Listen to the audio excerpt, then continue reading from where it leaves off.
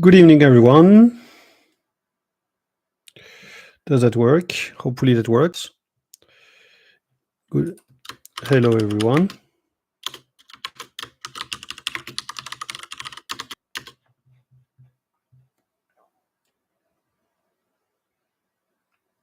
And let's get this ready.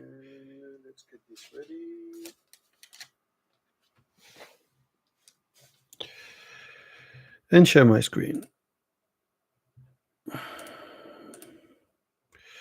And today we're going to talk about the GIF file format.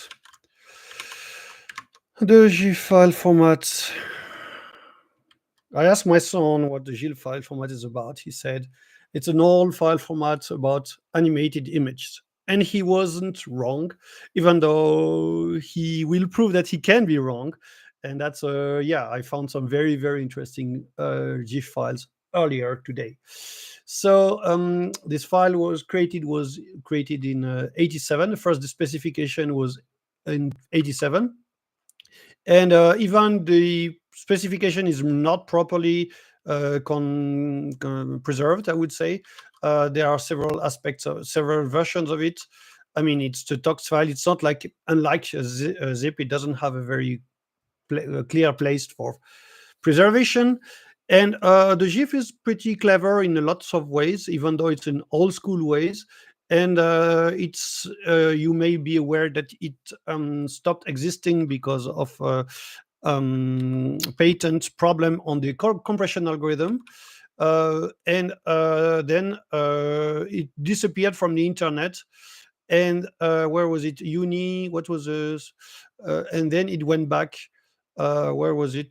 Instagram, GeoCity. So it's initially the web file format, but then it came back recently, and a lot of features are lost actually.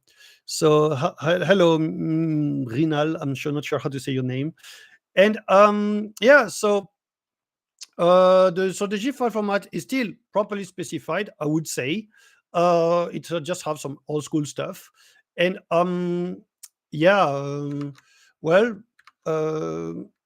it's still it's a good format. It's not the worst format, even though it has a few old school things. And now let's look at the very small files. So the file I have for you tonight is just this one. Can you see? Yes, GIF 87A. So it's and there are two specification of the files. Then the original one in 87A, 87, and the one in 89, which added more features. But in practice, nowadays it doesn't matter. You can have the 89 features are on the one with the header. So basically, it's a file format with two magics, and now there are no differences anymore, unless you look at very old viewers. But yeah, nowadays it's not a problem. The features from 89 are just available everywhere. And I will not look at the compression algorithm today. Maybe that's another topic, but it's not the point here. And so basically, the GIF file format starts with a header that is pretty short, and just a very clear magic. Then the dimensions and everything, and flags. And the flags are something that is quite important. So we have the width on 2 bytes, the height on 2 bytes. There is again only one version of that header. I mean, despite two version. Can I zoom? Yeah, exactly. It's better if I have the same size. So the height, and then some flags, background color, and aspect ratio. And what is important in the flags is that the global color palette, GCP, if the highest bit is set, then it means there will be one palette common to every frame, to every image data. It's called image descriptor, and this palette will follow directly the how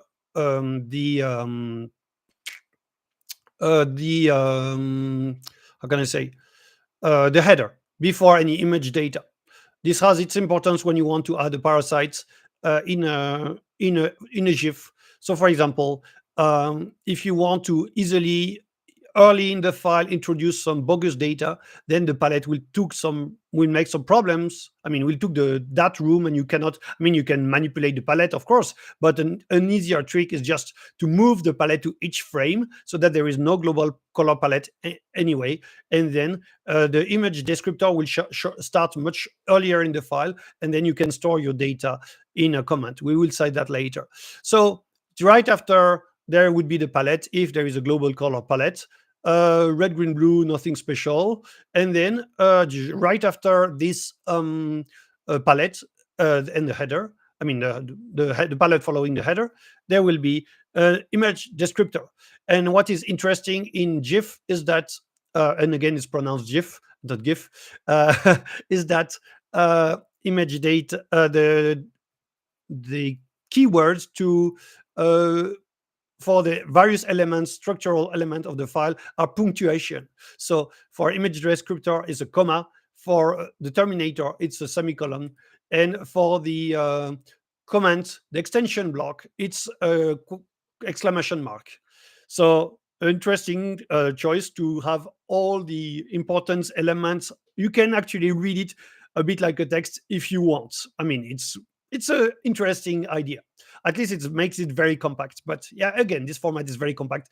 87 before HTTP1 was even being researched. I looked earlier. The HTTP research start was in 89. So GIF is old. And then for each frame, there will be an image descriptor that will just basically say where to put the data in the local image is. So again, some coordinates with height, but also left and top, so that you can fill every piece of graphics with different frames. And then there will be just standard stuff, the flags, the code size. The code size is usually, I mean, the amount of bits that you will have. And then there is a very interesting old school structure, which is called typically chunking, but in this case of GIF, it's called data subblocks. And basically, it's that in a PNG, you would have the length over four bytes, and then the data itself of the length in question. Or in JPEG, it's on 2 bytes. And in the case of GIF, it's not known in advance. So basically, you would it's like the data is forcibly chunked into subblocks of maximum 255 bytes. And then before each subblock, there is the length of itself, and then and so on until there is a null length. And then that means the end of the data itself. And that storage is used both for image data, which is in the case of GIF always compressed with Lempel zip Welsh, so LZW, and what do you want to say? So it's always used to store this data, and typically all the subblocks are, of course, of length 255 until the last block, which will be shorter, and then there will be a null length block with still a null length to terminate the block.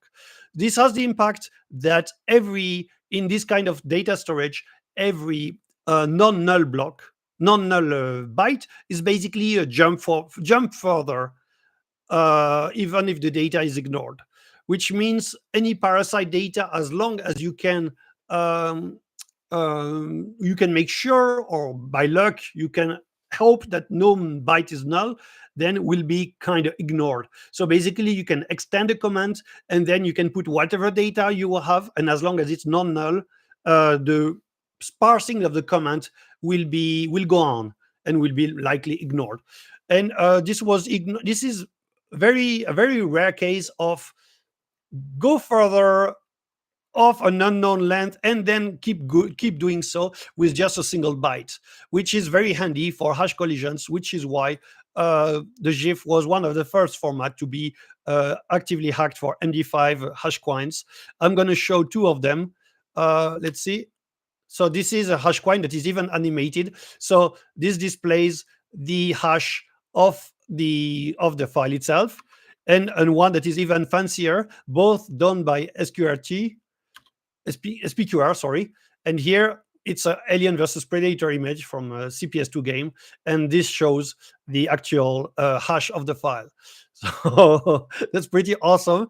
But again, there is the GIF structure makes it very easy to abuse, because you only need one byte to abuse, which is like a very easy weeks work with the easiest of the hash collisions, the fast call.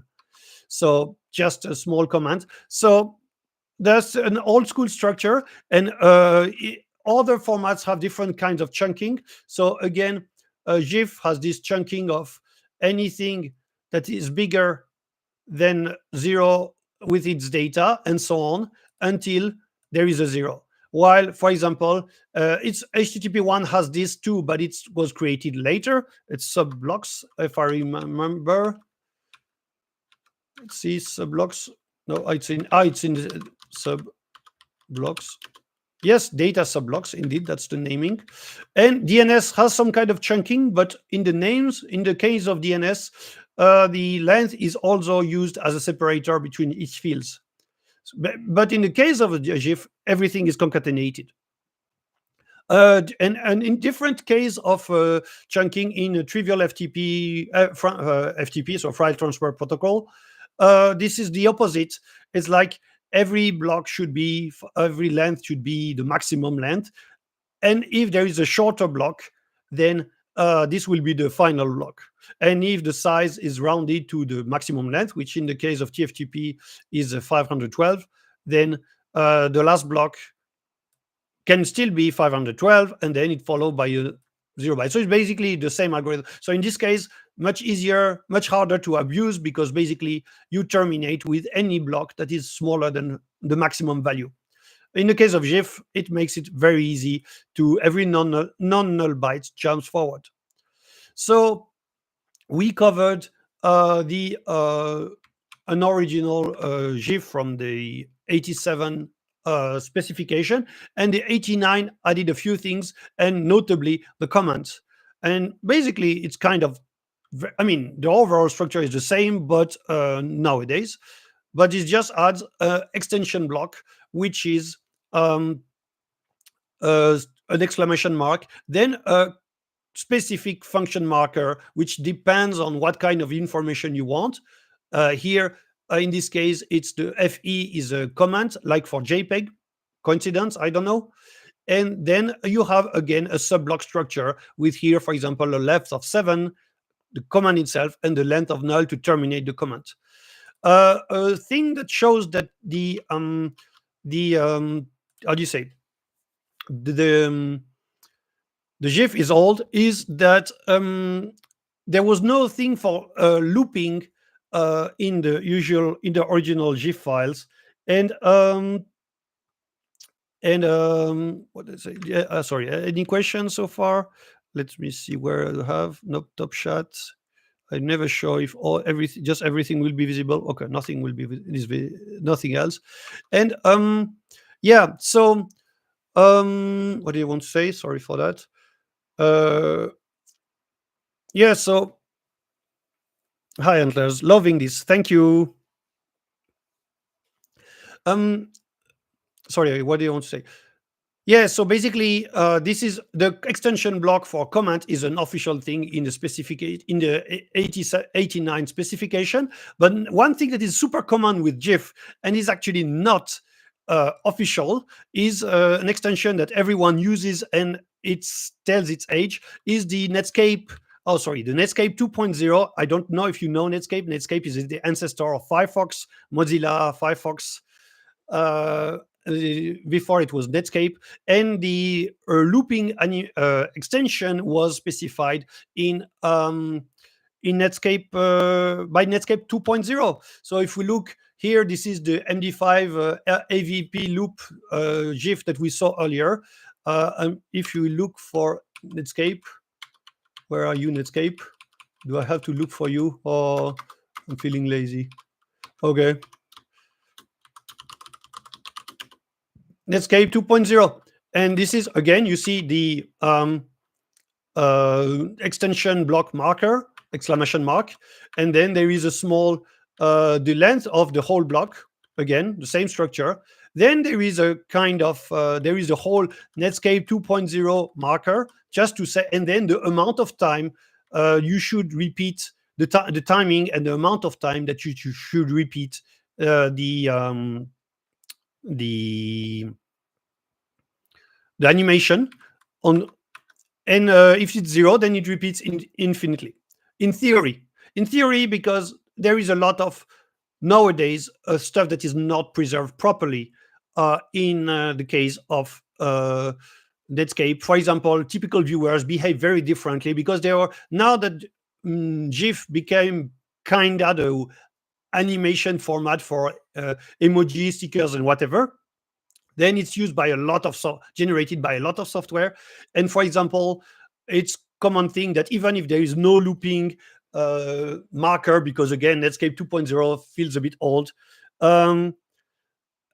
Yeah, exactly. Message from yeah, exactly. Windy actually just asked about looping, and so confused when I found Netscape name in a GIF created in 2024.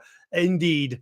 And but we are not about, this is not the only surprise we have with GIF. So for example, if you create a GIF and it doesn't have, so again, the whole loop marker will be something like this, because it will have a 0, 1, that is the length, and then that's a null marker to finish the sub blocks. So this is the whole loop markers. But even if we delete that, it's very likely that web browsers will loop the animation anyway. If the animation is small enough, they will forcibly add a looping feature, because people just forget to, software forget to add it. So yeah, it has a few old standards, and again, a lot of weird behavior. Another thing is that I mentioned that GIF had a patent problem, and then I'm still surprised that no one immediately had the answer. Hey, why not just do exactly the same but with a different uh, compression algorithm, which is exactly what happened, but it took some time. And this was the GIF with, as in GIF image file format, and with a J. And this time the magic is J EIF 99A, and then it's more or less the same structure. Here you have again the comma. So this GIF is, as you can imagine, as you can see, is tiny, and there are a few software that displays it, very few, but XNView is one of them. And yeah, so basically the same idea, just with a different compression algorithm. I'm not sure why the GIF with the G disappeared during the patent problem, and GIF, the one with the J, didn't immediately take over. And that's a, yeah, well, and whatever. But the GIF with the J exists. The GIF 99 format exists, but it's very extremely rare, even though it sounded like a very good idea. Now, but another thing that is interesting with the history of GIF is that the specification of GIF added another thing. And that's called the plain text extension. And the plain text extension. Oh yeah, sorry. The one last thing. GIF is often misunderstood. Yes, it does. How do you say? It's a standard for animation, but you always need a new frame, and each frame can have a sub palette. But it's nothing like color cycling, even though color cycling is a very cool thing of the past. And I prepared this picture, which I love, and this is Celtic from Avril Harrison, the one who did the cover of Prince of Persia, the one who did Tutankhamun from, and we are, of course, in Deluxe Paint, because I am not aware of format that actually use proper color cycling, like how do you say, like how can I say, Deluxe Paint does. So it's not color cycling we are in the Lex Paint because, of course, and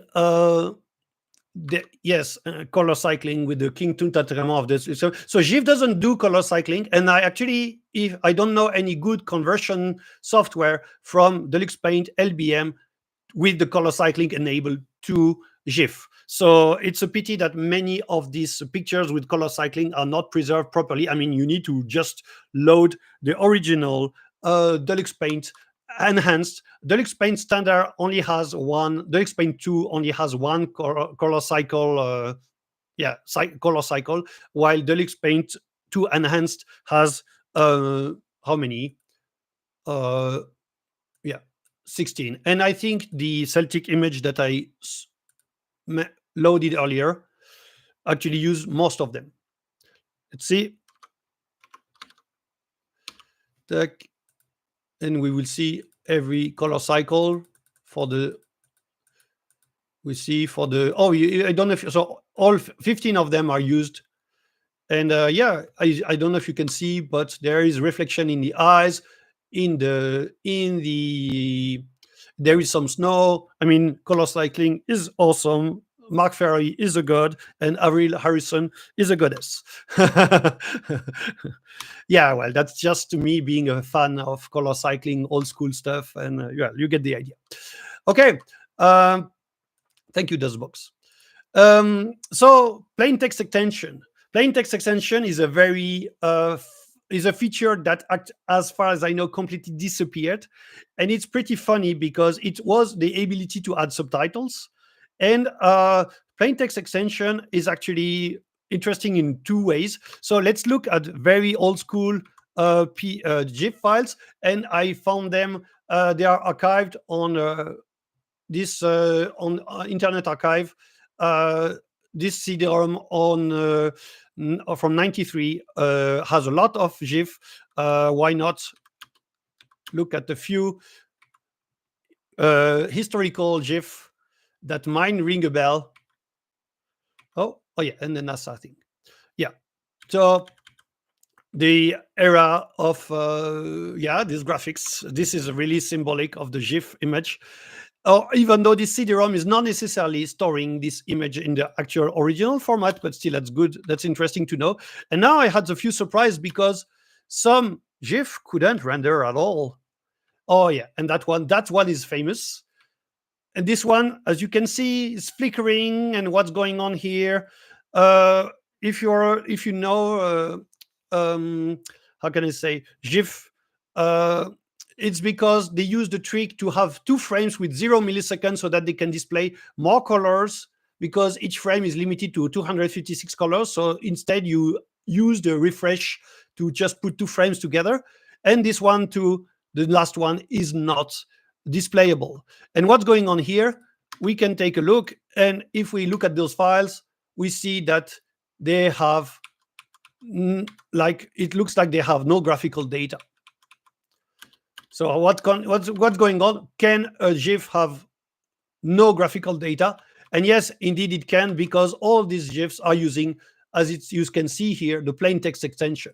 And the plain text extension is just a way to add subtitles and more. And I didn't think I could display it properly, but actually in this CD-ROM, there are some software that actually run. And we are in for quite a surprise, especially with the Bob 89, which is a historical. So that's a all viewer. I don't know if you can see. Hopefully you can. Okay, it didn't work properly. Sorry, let's see. Hopefully it works. Yes. And this is the plain text extension allows to display some text with some features, and it can be just wait for input, or it can change the background. It can have transparent text. And the last one, oh, by the way, it's pronounced GIF. And that's an old file from '89 that basically says that the pronunciation.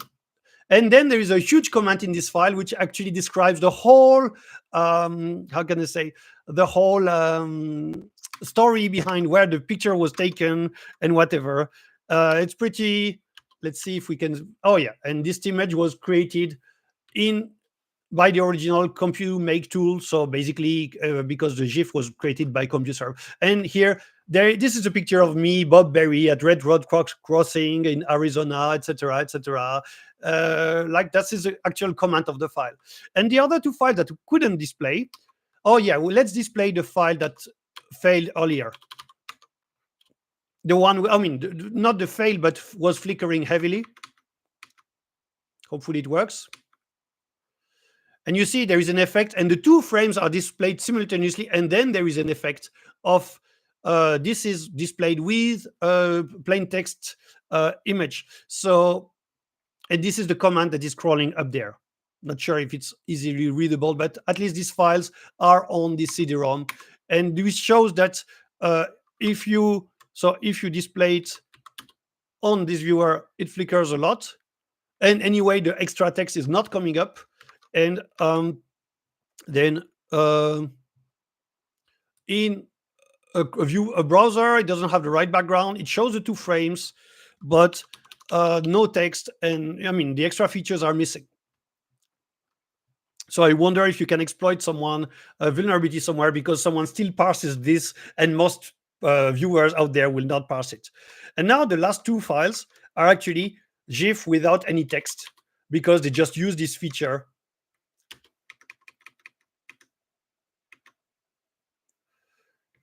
And you see it's just full of text. It's a GIF that is full of text. So a GIF without any graphics and with just text. Because why not? I mean, this is a feature that was lost in time that might still, you see, it can build different things, and it has different effects and so on. This is how sometimes file format evolve, and the people ended up adding a lot of this information. And the last one is a text test, which is exactly the name of the file. I think it has even fewer graphical data. See, oh no, it does. Oh no, exactly. This is pure text. I don't remember now. Oh, that's interesting. Does it have any text, any graphical data? Anyway, let's try. Oh, sorry, not this viewer.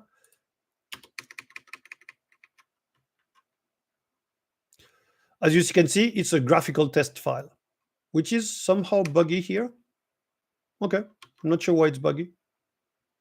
Okay, there's another bug, but at least here are some non-graphical GIF files, which is a bit showing how much the format has evolved, how much. So a comment from Mrinal: never knew GIF can do such things. Indeed. And this is why the Bob file is super important, I would say, because it defines how the file is the name is pronounced. Is super old. Again, all these files have the 989. They are well made with the original tool, and and maybe we can fail a few parsers if they still manage to support that. So yeah, that's an interesting attack surface here. And what else? Did I cover everything? So we covered the GIF with the J. We cover the chunking, the frames without the frames without a delay between them, so that they display together. The looping GIF, the NETSCAPE 2.0 extension, and the two specification, which are basically just one. And again, the plain text extension was just added in the last specification, but now it's not supported in any mainstream format as far as I can imagine. But you can imagine that if a parser would do that, it's maybe sending a lot of GIF would not make it very I mean, unless you fuzz blindly, but with standard file, even most people wouldn't know about this feature. If you have no questions, then I think I'm done for today. And I thank you for your attention. If you know a tool that enables of